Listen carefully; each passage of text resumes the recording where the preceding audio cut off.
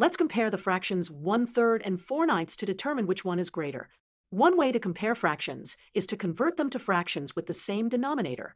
The least common denominator of 3 and 9 is 9, since 9 is already a multiple of 3. Let's visualize this using fraction bars. Here's 1/3, represented by 1 part out of 3 equal parts, and here's 4/9, represented by 4 parts out of 9 equal parts. To compare these fractions directly, let's convert 1/3 to an equivalent fraction with denominator 9. We multiply both the numerator and denominator by 3. This gives us 3/9. Now we can directly compare 3/9 and 4/9. Since 4 is greater than 3, 4/9 is greater than 3/9, and therefore 4/9 is greater than 1/3. To verify this visually, we can see that the red section representing 4/9 is larger than the blue section representing 1/3.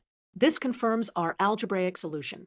Remember, when comparing fractions with different denominators, converting them to equivalent fractions with a common denominator is a reliable method.